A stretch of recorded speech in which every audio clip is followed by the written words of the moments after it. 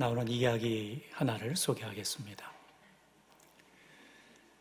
여우가 어느 날, 여우가 아니라 토끼입니다. 토끼가 어느 날 야자나무 아래에서 잠을 자는데 야자나무 열매가 토끼 위로 떨어진 겁니다. 토끼가 깜짝 놀랐지요. 이제 올 것이 왔구나.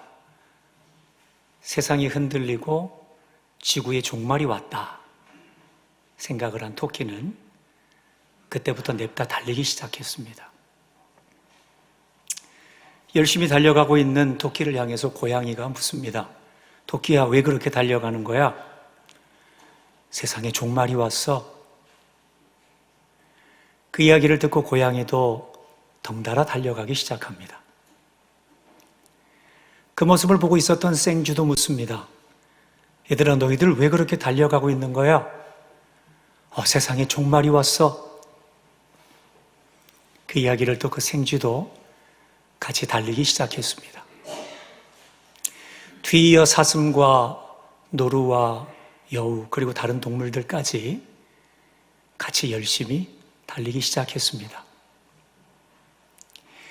이 동물들은 자기들이 왜 달리고 있는지를 잘 모르고 있습니다. 그리고 어디로 달려가야 되는지도 잘 모르고 있습니다. 그냥 토끼나 고양이, 생쥐가 열심히 달려가니까 그냥 달려가는 거에 발맞춰서 그냥 뛰어갈 뿐입니다. 뛰어가는 이유도 모르고 뛰어가는 방향도 모르고 왜 뛰어가야 되는지에 대한 분명한 목적도 알지 못합니다. 이솝우화의 이야기는 하나의 우화에 불과하지만 이것은 우리의 인생을 그대로 관통하는 이야기다 라고 생각을 합니다. 여러분, 우리도 우리 인생에 정처 없이 정신없이 앞만 보며 달려갑니다. 내가 왜 달려가는지, 어디로 달려가는지, 무엇 때문에 달려가는지도 알지 못한 채 우리는 그저 앞만 보며 열심히 달려갑니다. 우리 학생들은 좋은 성적과 좋은 대학에 가기 위해 앞만 보며 열심히 달려갑니다. 그런데 정작 자기가 왜 공부해야 되는지는 모릅니다. 대학을 졸업하고 취업을 하기 위해서 애쓰는 우리의 청년들은 취업을 하기 위해 열심히 앞만 보며 달려갑니다. 그런데 문제는 자기에게 적성이 맞는 것이 무엇인지, 그리고 자기가 잘할 수 있는 것이 무엇인지 전혀 모릅니다. 아무것도 모른 채 그저 취업이라는 앞만 보며 달려가는 것이죠. 취업을 하고 나서 결혼을 하게 됩니다. 그리고 가정이라는 아름다운 보금자리를 만들면 이제 그때부터는 가정을 지키기 위해 앞만 보며 또 달려갑니다. 어떻게든 내 가정을 지키기 위해 앞만 보며 달려갑니다. 그런데 문제는 좋은 가정이 어떤 가정인지 모릅니다. 행복한 가정이 어떤 가정인지 모릅니다. 좋은 엄마가 무엇인지, 그리고 좋은 아빠가 무엇인지, 그리고 자녀들을 어떻게 키우는 것이 맞는지, 옳은지, 그른지도 알지 못한 채 그저 가정을 지키기 위해서만 앞만 보며 열심히 달려갑니다. 그게 우리의 인생입니다. 어떤 사람이 그런 이야기를 합니다. 인디안들은 말을 타고 한참 달려가다가 뒤를 돌아서서 손짓을 하는 풍습이 있다고 합니다. 그것이 무엇이냐 물었더니 말을 타고 너무 빨리 달려가면 자기의 몸이 너무 빨리 와서 자기의 마음이 뒤쫓아오지 못할까 봐 마음을 기다리면서 마음을 향해 어서 오라고 기다리는 것이죠. 앞만 보며 열심히 달려가고 있는 우리는 이제 잠시 좀 멈춰야 됩니다. 멈춰서 우리는 생각을 좀 해봐야 됩니다. 내 마음을 한번 좀 점검해 봐야 됩니다. 과연 내가 어디로 가고 있는지, 내 인생은 과연 어떻게 살아가고 있는지, 그리고 우리의 가정은 지금 어디로 가고 있는지, 그리고 우리의 가정을 내가 어떻게 꾸려가고 있는지, 내가 정말로 인생을 올바르게 살아가고 있는지, 우리는 이런 질문들을 던지면서 잠시 멈춰서서 나에 대해서 한 번쯤, 인생과 가정에 대해서 한 번쯤 생각해 볼 수 있어야 한다는 것이죠. 오늘 본문에 등장하는 야곱은 앞만 보며 달려가는 사람의 대표적인 인물입니다. 야곱은 앞만 보며 달려갔습니다. 그저 주구장창 앞만 보며 달려갔습니다. 그는 장자권을 얻으면 축복을 얻을 수 있다 생각을 해서 아버지를 속였습니다. 그리고 형도 속였죠. 아버지와 형을 속여 그는 결국 장자권을 얻어내고야 말았습니다. 그리고 나서 형으로 인해서 받게 되는 어려움을 극복하지 못해 결국 삼촌 라반의 집으로 향하게 되었습니다. 결국 그 모든 것이 야곱이 잘못한 겁니다. 하나님의 인도하심도 아닙니다. 하나님의 뜻도 아닙니다. 야곱의 이기적인 기질, 야곱의 자기 자신만 알고 있는 아주 못된 기질이 결국은 가정을 파탄나게 했고 아버지와 생이별하게 했으며 형과도 떨어지게 되었던 것이죠. 왜냐하면 그는 기질적으로 앞만 보며 달려가는 사람이었기 때문이었습니다. 그런 가운데서 야곱은 삼촌 라반의 집으로 가는 길에 광야에서 잠을 청합니다.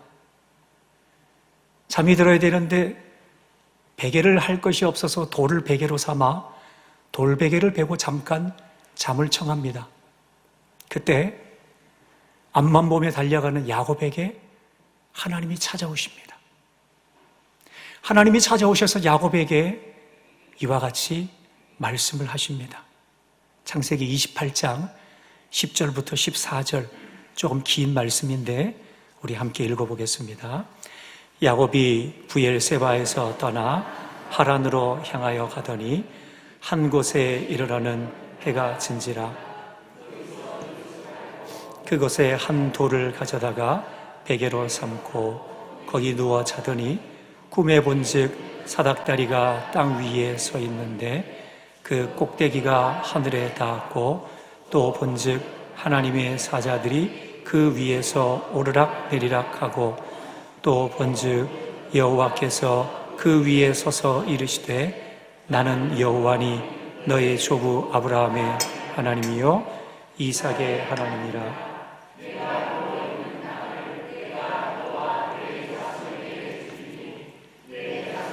땅에 티끌같이 되어 내가 서쪽과 동쪽과 북쪽과 남쪽으로 퍼져갈지며 땅의 모든 족속이 너와 네 자손으로 말미암아 복을 받으리라. 아멘. 아버지를 등지고 형을 등지고 삼촌 라반의 집으로 향하고 있는 야곱에게 하나님이 찾아오셔서 지금 뭐라고 말씀을 하시냐면, 야곱아, 너의 자손들이 땅에 티끌같이 많게 될 것이고 이 땅에 있는 모든 족속들이 너와 내 자손으로 인해서 복을 받게 될 거야. 그러니까 너는 복의 통로가 될 거야. 여러분, 이게 이해가 되십니까?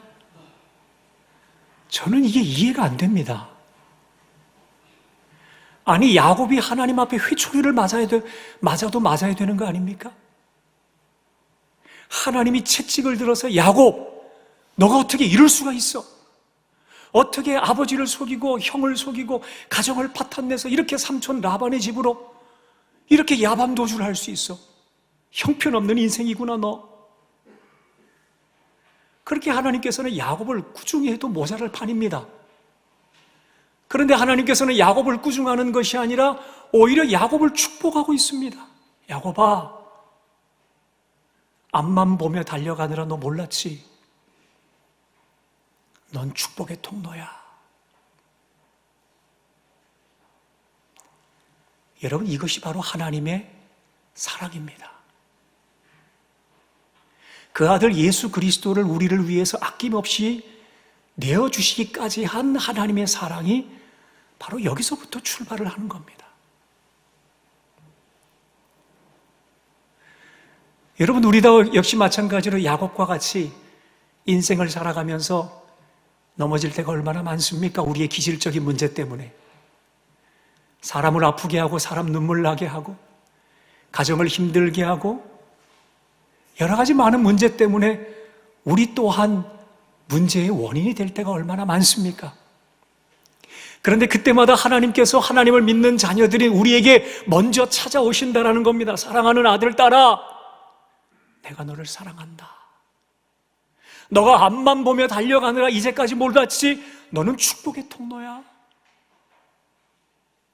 우리가 다시금 일어나지 못할 순간에도 다시 한번 일어날 수 있는 용기를 주시고, 도저히 세상 사람들의 생각으로는 용서받을 수 없는 죄를 지었다 할지라도 다시 한번 그 죄를 용서하셔서 하나님의 자녀로, 복의 통로로 다시금 세워주시는 분이 바로 살아계신 우리의 하나님이라는 겁니다. 사랑하는 여러분, 그러기에 여러분이 죄로 인하여서 스스로 짓눌려 있지 마십시오. 사람들이 손가락질하는 죄로 인해서 스스로 짓눌려 있지도 마시고, 사람들이 손가락질하는 문제 때문에 내가 이래도 하나님의 자녀가 될 수 있는가 스스로 정죄하지도 마십시오. 우리 하나님은 여러분을 용서하실 수 있습니다. 그리고 여러분에게 말씀하십니다. 앞만 보며 달려가느라 너가 누구인지 몰랐지? 너는 복의 통로야. 너는 복의 통로야. 그러니 너가 복의 통로라는 거 잊지 마. 우리에게 말씀하고 계신다라는 겁니다. 바라기는 저와 여러분이 우리 자신이 복의 통로라는 것을 다시 한번 확인하여서 어떠한 죄도 여러분들을 누르지 못하고 정죄하지 못하도록 하나님 자녀답게 복의 통로로 귀하게 쓰임받는 우리의 인생이 되실 수 있기를 주의 이름으로 축원합니다.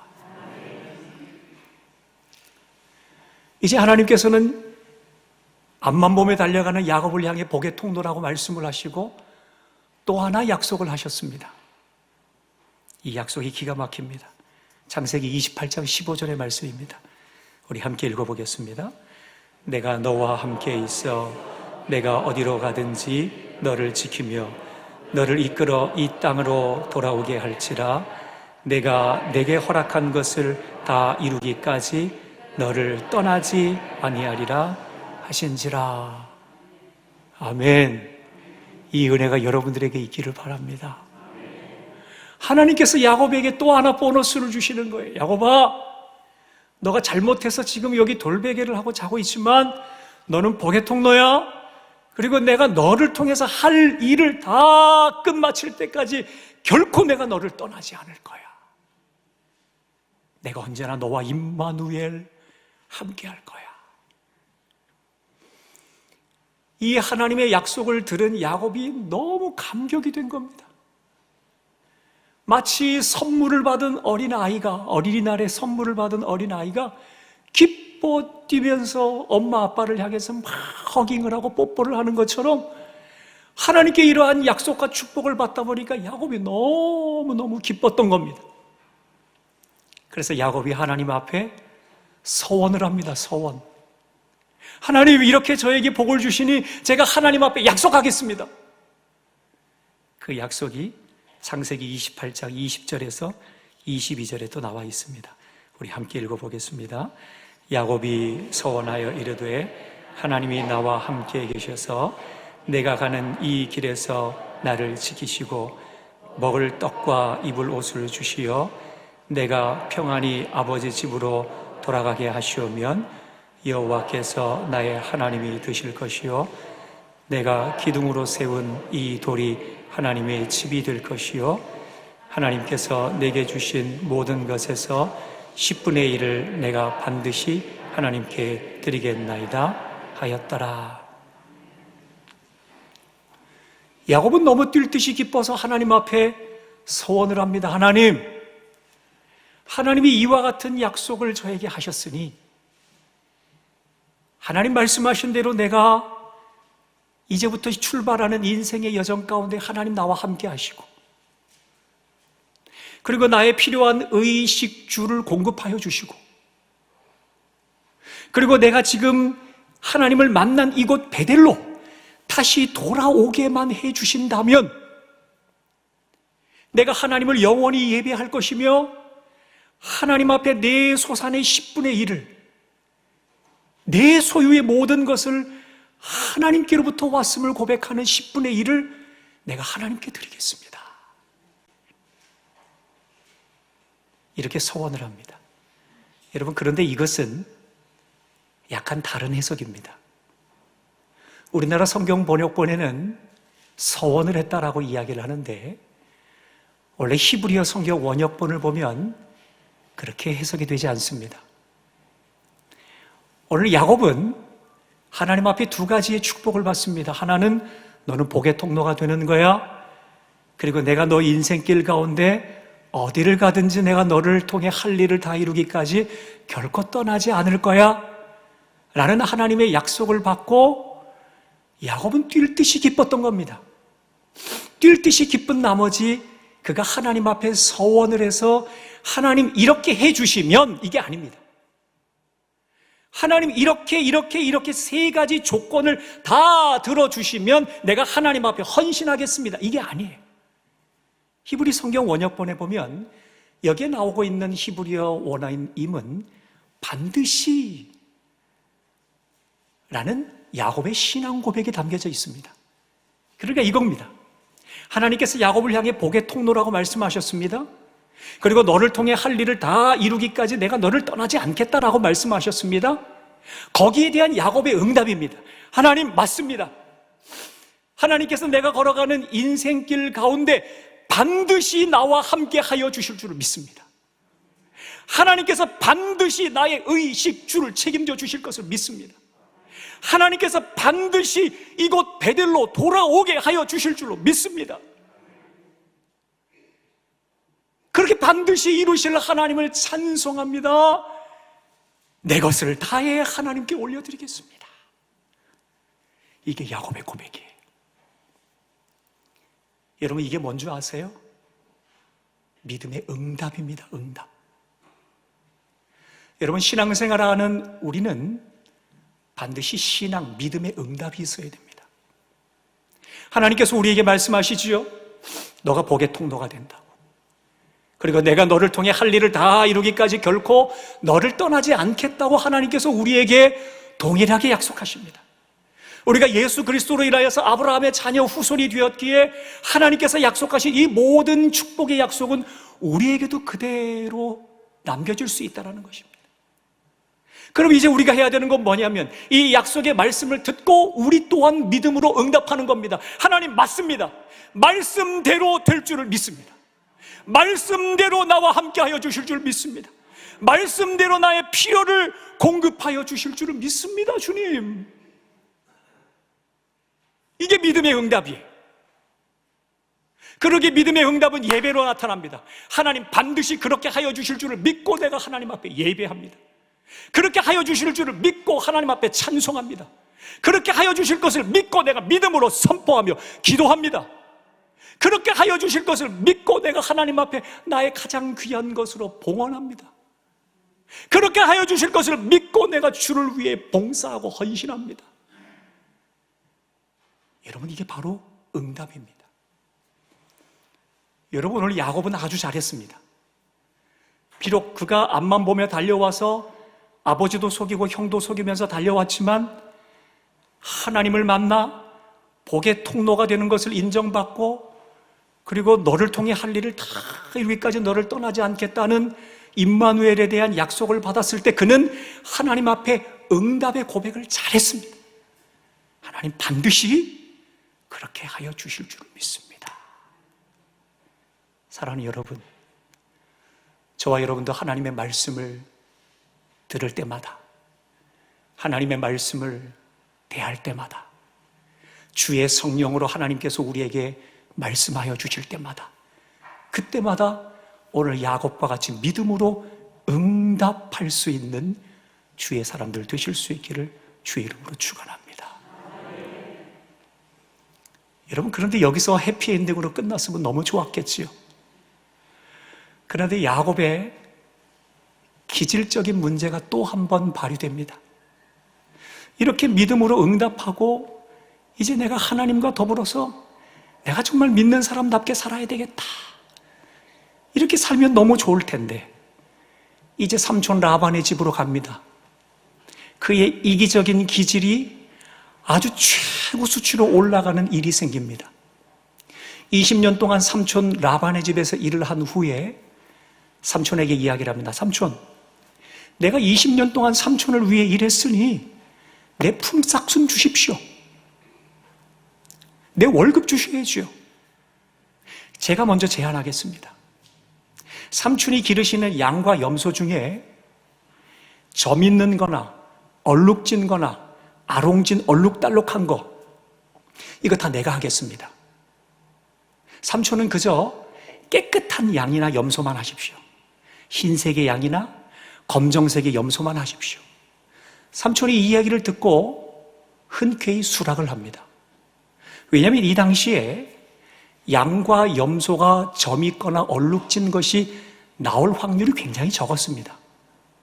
그러니까 이 당시에 양과 염소는 흰색이나 검정색 둘 중에 거의 하나인 경우가 많아요. 아주 드물게 점 있는 거나 얼룩진 게 한두 마리 나옵니다. 그러니까 이런 일이 드물었던 거예요. 그러니까 삼촌도 손해볼 일이 아니다라고 생각을 해서 흔쾌히 허락을 했던 겁니다. 여러분, 그런데 야곱이 어떤 사람입니까? 아주 약은 사람입니다. 아주 기질적으로 약은 사람입니다. 야곱은 자기만의 비법을 가지고 있었습니다. 20년 동안 삼촌 라반의 집에서 양을 키우는 동안에 어떻게 하면 점 있고 얼룩진 양을 새끼로 나올 수 있다는 걸 아는 겁니다. 그래서 그는 버드나무와 살구나무와 신풍나무 가지를 세워서 양이 새끼를 낳을 때쯤 되면 그 나무를 세워서 거기서 새끼를 낳게 합니다. 그러면 그때마다 점이 있거나 얼룩진 거나 아롱진 양의 새끼가 태어나게 된 것을 경험적으로 알게 된 겁니다. 여러분, 이것은 전혀 과학적인 근거는 없습니다. 다만 야곱의 경험상 20년 동안 양을 치면서 자기가 경험한 것에 대해서 이야기했다라고 볼 수가 있는 것이죠. 그러다 보니 그는 살구나무, 신풍나무, 버드나무 앞에서 모든 양들을 거기서 새끼를 베게 합니다. 그런데 그냥 양이 아니라 튼튼한 양은 버드나무, 살구나무, 신풍나무 앞에서 새끼를 베게 합니다. 그러니 생각을 해보세요. 튼튼한 양은 다 모두 누구의 소유가 되는 겁니까? 야곱의 소유가 되는 거예요. 그리고 비실비실비실한 양은 버드나무, 살구나무, 신풍나무를 치웁니다. 그냥 새끼를 베게 하는 거예요. 그러면 흰색이나 검정색의 양의 염소가 태어나게 되는 거예요. 그러면 그 비실비실한 양과 염소는 누구에게 주는 겁니까? 삼촌에게 주는 거예요. 그러니까 결국은 튼튼한 양은 모두 다 자기의 소유가 되고 비실비실한 양은 모두가 다 누구의 소유가 된 겁니까? 삼촌의 소유가 된 겁니다. 여러분, 이게 야곱입니다. 사람을 속이는데 기가 막힌 재주를 가지고 있는 사람이 야곱이에요. 앞만 보며 달려가고 자기 이익을 위해서는 어떤 사람도 짓밟고 일어설 수 있는 사람, 어떤 거짓말도 할 수 있는 사람이 바로 야곱이에요. 이런 야곱의 모습을 보고 있었던 하나님께서는 그를 그냥 내버려 둘 수가 없었습니다. 그래서 하나님께서는 야곱에게 말씀을 하셨지요. 그 말씀이 창세기 35장 1절에 나와 있습니다. 우리 함께 읽어보겠습니다. 하나님이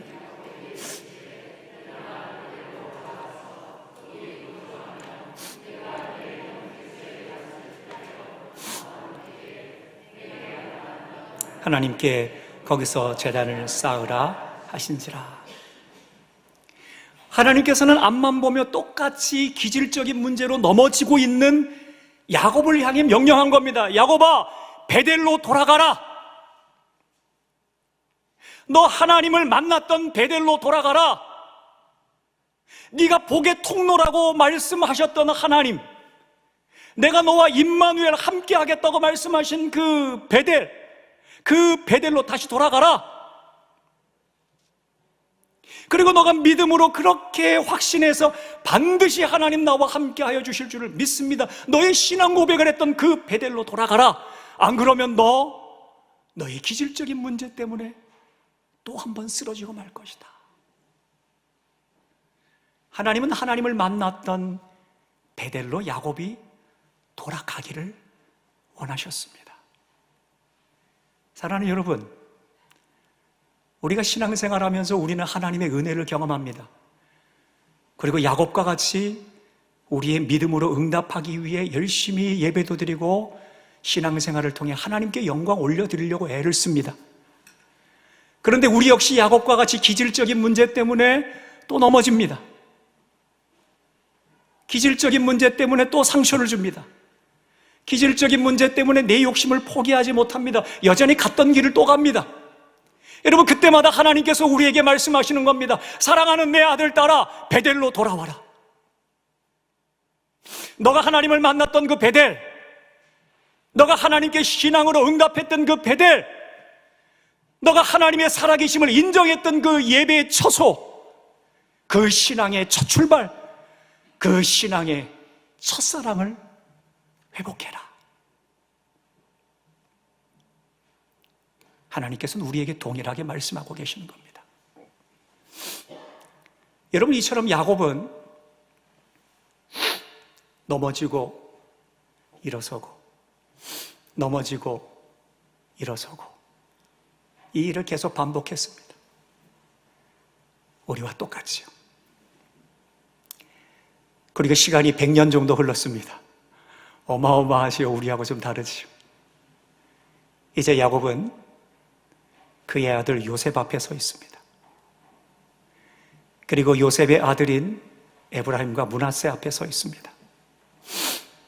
요셉을 생각하면 야곱은 얼마나 요셉을 향한 마음이 짠했는지, 사랑하는 마음이 컸는지 아마 여러분들도 잘 아실 겁니다. 이제 요셉과 그의 아들과 손자 앞에 선 야곱은 어떻게 하면 내가 이들을 축복할 수 있을까 생각하기 시작합니다. 여러분, 아마도 최고의 축복의 표현으로 축복하고 싶지 않았을까요? 이전에 한 번도 하지 않았던 내가 할 수 있는 한 최선을 다해서 축복을 하고 싶은 마음이 들지 않았을까요? 여러분들 어떠세요? 여러분들 손자, 손녀가 오거나 사랑하는 자녀를 오래간만에 만나면 정말로 최고의 여러분들이 마음을 다해서 사랑을 표현하려고 노력하지 않습니까? 야곱은 온 마음을 다해서 요셉과 그의 아들들을 축복하고 싶었습니다. 그런 가운데서 그가 축복한 내용이 바로 오늘 본문 15절, 16절입니다. 우리 본문을 한번 읽어보겠습니다. 그가 요셉을 위하여 내 조부 아브라함과 아버지 이삭이 섬기던 하나님, 나의 출생으로부터 지금까지 나를 기르신 하나님, 나를 모든 환난에서 건지신 여호와의 사자께서 이 아이들에게 복을 주시오며 이들로 내 인과 내 조상 아브라함과 이삭의 이름으로 칭하게 하시오며 이들이 세상에서 번식되게 하시기를 원하나이다. 아멘. 여러분, 여기서 야곱은 여러 가지 말할 수 있지만 크게 두 가지로 축복했습니다. 태어날 때부터 나를 길러주신 하나님. 야곱의 기질적인 문제 때문에 좌충우돌하면서 아버지도 속이고 형도 속이고 삼촌도 속이면서 그렇게 엉망진창으로 살아갔었던 나를 성숙시키시고 돌보시고 사람답게 만들어가기 위해 나를 기르셨던 분, 그분 하나님. 나를 사람답게 만들어주시고 하나님의 자녀답게 길러주신 그 하나님. 나를 길러주신 하나님이 이 자녀들도 길러주시기를 원합니다. 이게 첫 번째입니다. 그리고 또 하나는 앞만 보며 달려가느라 나의 못난 기질 때문에, 나의 좌충우돌하는 기질 때문에 때로는 인생의 구렁텅이에 빠질 때도 많이 있었는데 죄악의 구렁텅이에, 눈물의 구렁텅이에 빠질 때도 많이 있었는데 그때마다 나를 건져주신 하나님. 사랑하는 이 아이들도 혹 자신의 실수와 자신의 잘못 때문에 인생의 깊은 구렁텅이에 빠질 때 이 아이들도 건져주시옵소서. 그래서 이 아이들도 하나님께서 저에게 말씀하신 것처럼 복의 통로가 되게 하여 주시옵소서. 여러분, 이것이 야곱의 축복의 기도였습니다. 사랑하는 여러분, 오늘 어린이 주일입니다. 어린이 주일에 우리 자녀들을 위해서 해줄 수 있는 최고의 축복이 무엇일까요? 용돈을 주는 것, 선물을 주는 것, 아이들의 소원을 들어주는 것, 그것도 물론 좋지요. 그런데 이 하나님을 아이들에게 소개해 주는 것만큼 좋은 것이 있을까요? 우리의 인생 가운데서 나를 기르신 하나님, 나의 사랑하는 손자, 손녀를 길러주시기를 원합니다. 인생 가운데 내가 실수하고 넘어져 인생의 구렁텅이에 빠질 때 나를 건져주신 하나님, 나의 사랑하는 자녀도 손자, 손녀도 건져주시기를 원합니다. 여러분, 이것만큼 큰 축복의 기도요, 축복의 선포가 있을까요? 바라기는 저와 여러분이 이 어린이 주일을 보내면서 우리의 사랑하는 자녀들에게 우리를 길러주시고 우리를 건져주신, 여러분의 인생 가운데 이제까지 여러분들을 길러주시고 여러분들을 건져주신 그 하나님을 자녀들에게 소개해 줄 수 있기를 바랍니다. 그래서 우리의 사랑하는 자녀들이 나를 길러주시고 나를 건지신 하나님, 내가 복의 통로가 될 줄로 믿습니다 하는 동일한 고백을 하게 되는 우리의 자손들로 잘 자라날 수 있게 되기를 주의 이름으로 축원합니다. 그런 면에서 여러분들에게 축복의 기도문을 하나 알려드릴게요. 이건 제가 지은 겁니다. 한번 따라해 보세요. 태어날 때부터 지금까지 나를 길러주시고 나를 모든 환난에서 건져주신 하나님, 감사합니다. 저를 지켜주신 것처럼 이 아이들에게도 같은 복을 허락하여 주시옵소서. 아멘. 이 기도문을 자녀들에게 한번 들려주셨으면 좋겠습니다.